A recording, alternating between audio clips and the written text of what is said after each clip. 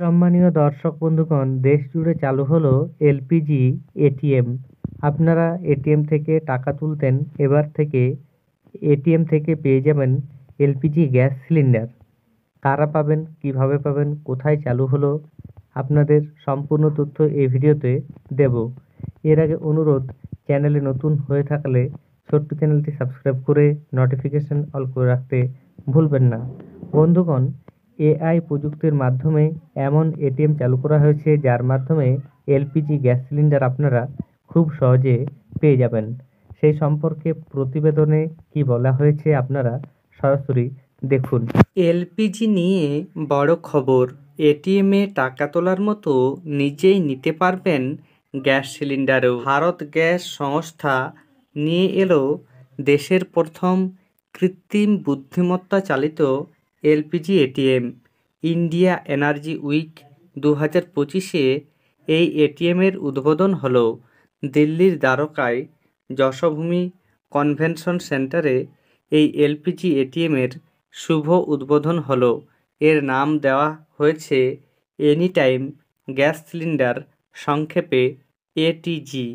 এবার থেকে ভারত গ্যাসের গ্রাহকদের গ্যাস বুকিংয়ের পরে আর অপেক্ষা করতে হবে না বেশি দিন। তারা নিজেরাই এই গ্যাস ডিসপেন্সার থেকে গ্যাস সিলিন্ডার নিয়ে নিতে পারবেন। যে কোনো সময় গ্রাহকরা নিজের সুবিধে মতো এই গ্যাস সিলিন্ডার ভেন্ডিং মেশিন থেকে এলপিজি সিলিন্ডার সংগ্রহ করতে পারবেন।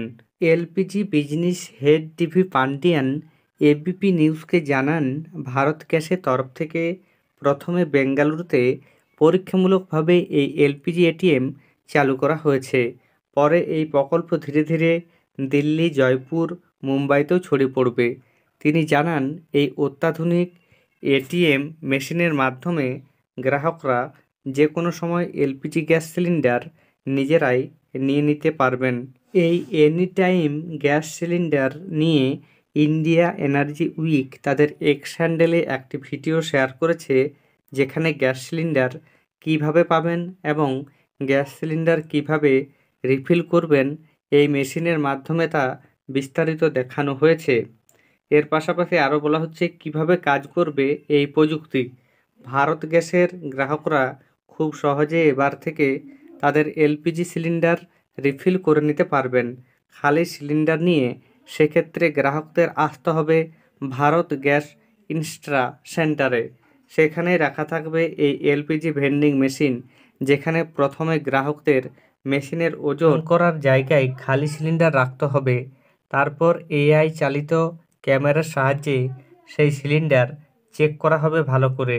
যদি সিলিন্ডারে কোনো সমস্যা না থাকে তাহলে গ্রাহকরা একটি মেসেজ দেখতে পাবেন যে সিলিন্ডার বৈধ। এরপরে তাদের সেই সিলিন্ডারটি তুলে এমটি চেম্বারে রাখতে হবে। স্ক্রিনে সমস্ত তথ্য দেখে নিয়ে পেমেন্ট করতে হবে। তারপর সেই এমটি চেম্বার থেকেই তারা নতুন সিলিন্ডার পেয়ে যাবেন পেমেন্টের পরে।